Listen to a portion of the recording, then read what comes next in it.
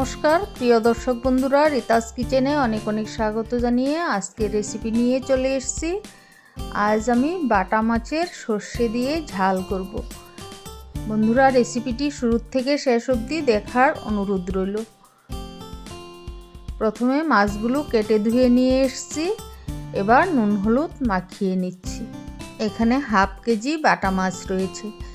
এই বাটা মাছগুলো একদম সরু সরু। এই মাছগুলোতে কাটা একদম নরম থাকে, এমনিতেই খেয়ে নেওয়া যায়, কাটা বাছতে হয়। বন্ধুরা, আমার এই রেসিপিটি যদি তোমাদের ভালো লেগে থাকে, লাইক, কমেন্ট এবং সাবস্ক্রাইব করে আমার পাশে থেকো। কড়া বসিয়ে দিয়েছি সাদা তেল 3 টেবিল স্পুনের মতো। এবারে আমি মাছগুলো দিয়ে দিচ্ছি। আমি একসঙ্গে এতগুলো মাছ দিয়েছি। আমার এই কড়াটা এত ভালো, তাই আজ এই কড়াটা নিয়েছি। এই কড়াটাতে মাছ একদম লেগে ধরে না, ভীষণ সুন্দরভাবে মাছগুলো এপিট করা যায়। বেশি মাছ দিলেও টেনশন হয় না। অন্য কড়াতে দিলে মাছগুলো লেগে যায় আর ভেঙে যায়। দেখতেই পাচ্ছ আমি কতগুলো মাছ একসঙ্গেই এপিট করে নিচ্ছি, একটুকুও ভাঙেনি। সমস্ত মাছ ভাজা হয়ে গিয়েছে, নামিয়ে নিচ্ছি। এবার কড়াই পরিষ্কার করে দিয়ে দিচ্ছি সাদা তেল 3 টেবিল স্পুনের মতো। একটু তেলটা বেশি দিতে হবে। দিয়েছি ফোড়নে কালো জিরে, পেঁয়াজ।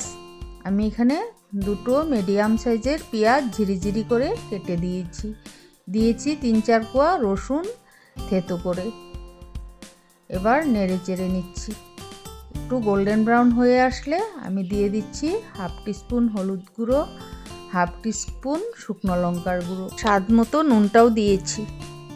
এবারে দিয়ে দিচ্ছি আগের থেকে বেটে রাখা সরিষা কাঁচা লঙ্কা একসাথে বেটে নিয়েছি। আমি সরষা ছেঁকে নিয়ে শুধু জলটাই দিয়েছি।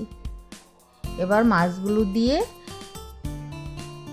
10 মিনিটের মতো জাল করে তারপর আমি দিয়ে দিচ্ছি সামান্য একটু ধনেপাতা কুচি, দিয়েছি 2টো চেরা কাঁচা লঙ্কা। এবারে দিয়ে দেব 1 টিস্পুনের মতো সরিষার তেল। এই তরকারিটাতে শেষে সরিষার তেলটা দিলে তরকারির খেতে দুর্দান্ত হয়, জাসটা দারুণ আসে। রেসিপিটি ভালো লাগলে লাইক, কমেন্ট এবং সাবস্ক্রাইব করে পাশে থেকো। ধন্যবাদ।